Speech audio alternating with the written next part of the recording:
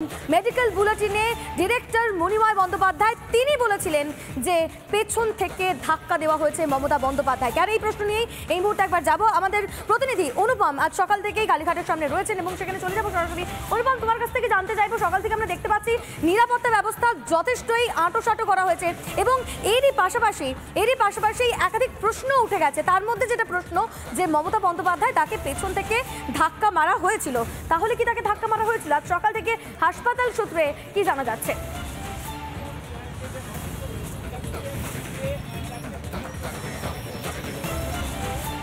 তোমায় জানিয়ে রাখি যে কোনো সম্ভাবনাই কার্যত উড়িয়ে দেওয়া যাচ্ছে না। অর্থাৎ মমতা বন্দ্যোপাধ্যায় গতকাল যদি হাসপাতালের যারা কর্তারা রয়েছেন তাদেরকে যদি বলে থাকেন যে হ্যাঁ পেছন থেকে কেউ ধাক্কা মেরেছে, বা তিনি অনুভব করে থাকেন, যেটা পরবর্তী স্টেটমেন্টে আমরা শুনতে পাচ্ছি যে হয়তো ধাক্কা ফিজিক্যালি কেউ ছিলেন না, তিনি অনুভব করেছেন, কোনো সম্ভাবনা উড়িয়ে দেওয়া যাচ্ছে না। একটাই কারণ তোমাকে কয়েক মাস পিছিয়ে গেলে তুমি দেখতে পারবে যে বর্ধমানে তিনি একটি প্রশাসনিক সভা করতে গিয়েছিলেন। গাড়িতে উঠে তিনি যখন ফিরছিলেন সেই সময় হঠাৎ তার সামনে আরও একটি গাড়ি দ্রুত গতিতে চলে আসে। সেখানে মমতা বন্দ্যোপাধ্যায় মাথায় চোট পান। কয়েক মাস আগে মমতা বন্দ্যোপাধ্যায়ের কালীঘাটের বাড়িতে একটা আগন্তুক ঢুকে পড়েছিলেন, তার হাতে রড ছিল। তারপর এই নিরাপত্তা নিয়ে একটা বড় প্রশ্ন উঠেছিল। এই যে মমতা বন্দ্যোপাধ্যায় কখনো হাঁটুতে চোট পাচ্ছেন, কখনো পড়ে যাচ্ছেন, কখনো তার গাড়ির সামনে দ্রুত গতিতে গাড়ি চলে আসছে, কখনো তার বাড়িতে আগন্তুক পৌঁছে যাচ্ছে হাতে রড নিয়ে, এই সিকিউরিটি ল্যাপস নিয়ে কিন্তু বড় প্রশ্ন তুলছেন অনেকেই।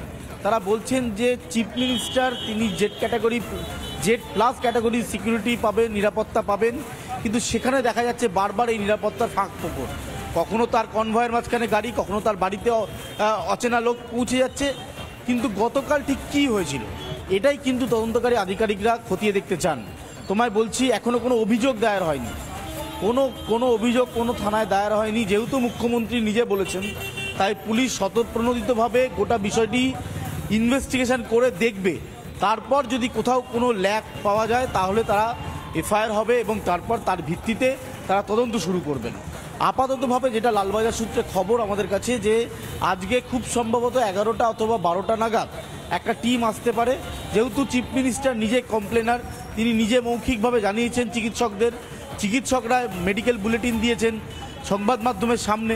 সেক্ষেত্রে মনে করা হচ্ছে একটা টিম এসে প্রাথমিক তদন্ত করে দেখতে পারে যে ঠিক কী ঘটেছিল, সেই সময় কারা কারা ছিল। দ্বিতীয়ত সিসিটিভি সার্ভিলেন্সে গোটা এলাকাটা মোড়া রয়েছে। সিসিটিভি মমতা বন্দ্যোপাধ্যায়ের বাড়ির সামনে, মমতা বন্দ্যোপাধ্যায়ের বাড়ির যে গলি রয়েছে সেখানে, রাস্তায়, সেই সিসিটিভি কিন্তু খতিয়ে দেখা হতে পারে বলে জানা যাচ্ছে। যদি সম্ভাবনা থাকে যে বাড়িতে ভেতরে কেউ ছিলেন, মুখ্যমন্ত্রী অনুভব করেছেন যে ধাক্কা দেওয়া হয়েছে, এই বিষয়টাও কিন্তু খতিয়ে দেখা হবে।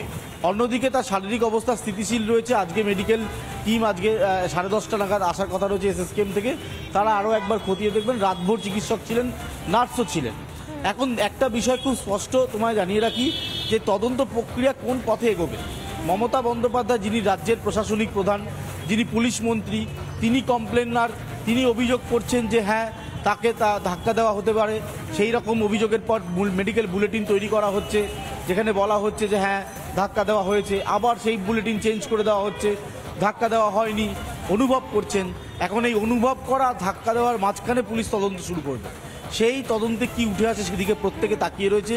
যে টিম তৈরি করা হয়েছিল মনে করা হচ্ছে, যদিও এখনও কোনো কনফার্মেশন নেই লালবাজার থেকে যে সেই টিম আসবে, তারা তদন্ত করে দেখবে, ফরেন্সিক আনা হবে, এটার এখনো কোনো কনফার্মেশন নেই। দেখবে লালবাজারের গঠিত যে বিশেষ টিম, সেই বিশেষ টিম। অনেক ধন্যবাদ অনুপম আমাদের সঙ্গে থাকার জন্য। এবং এই মুহূর্তে যে সবথেকে বড় প্রশ্ন হয়ে দাঁড়িয়েছে যে মমতা বন্দ্যোপাধ্যায়, তাকে যখন বলা হচ্ছিল যে মেডিকেল বুলেটিনে বলা হলো যে তাকে পেছন থেকে ধাক্কা মারা হয়েছে, কিন্তু আজ সকালে কার্যত বয়ান বদল করা হয়েছে। হাসপাতাল সূত্রে অন্তত এরকম চাই খবর।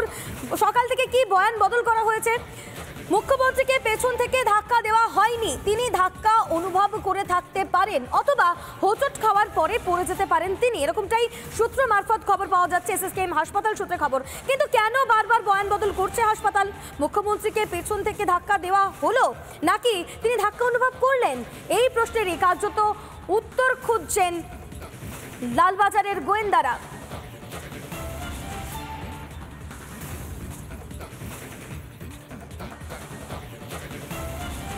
এবং যে প্রশ্নটা বারবার উঠছে মেডিকেল বুলেটিনের পর, আর অন্যদিকে কাজরি বন্দ্যোপাধ্যায়, মমতা বন্দ্যোপাধ্যায় ভাতৃবধূ, তিনি কি বলছেন? তিনি বলছেন নিজের বাড়িতেই গুরুতর আহত হন মুখ্যমন্ত্রী এবং উঠে আসছে পেছন থেকে পড়ে ধাক্কা মারার তথ্য। শুনেছে পেছন থেকে ধাক্কা মারায় উনি নাকি পড়ে যান, এরকমটাই বলছেন কাজরি বন্দ্যোপাধ্যায়। কি বলছেন তিনি শোনাই আপনাদের একবার, শুনুন।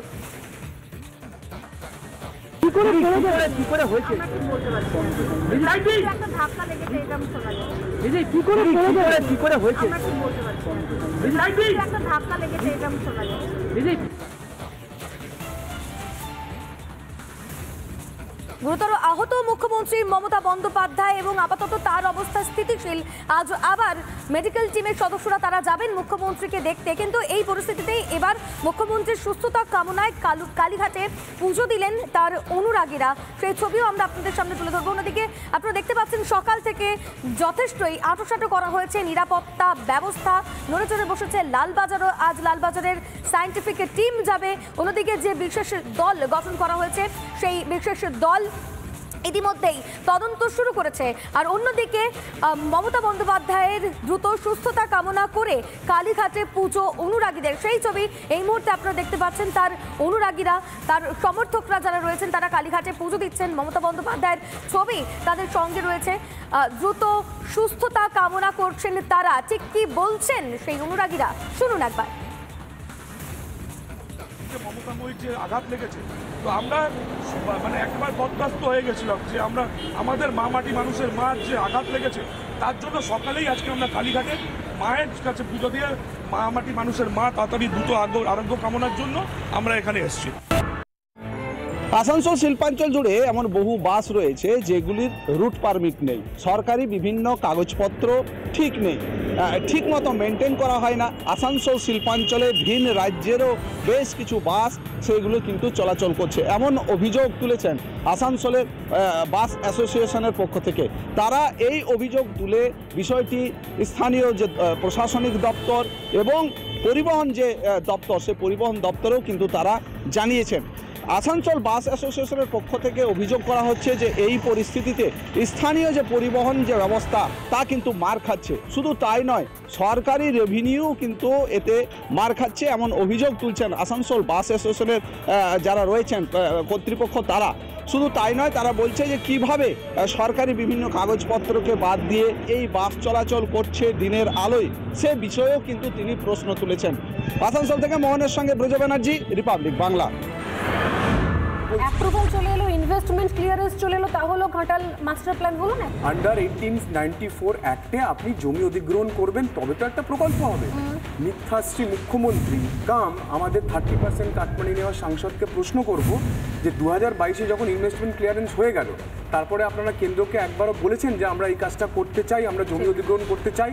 একজন অভিনেতা যখন রাজনীতি করতে আসেন তার মানেই হলো তিনি প্রথমেই মিথ্যে কথা বলেন, কারণ তিনি অভিনয় করবেন সারা বছর ধরে আর রাজনীতি করবেন 5 বছরে একবার হাত জড়ো করে বলবেন যে আমাকে ভোটটা দিন। আর যে পলিটিক্যাল গুরু শঙ্কর দলুই, যিনি বলেছেন যে আমার পলিটিক্যাল শিষ্য 30% কাটমানি ছাড়া কোনো কাজ করেন না,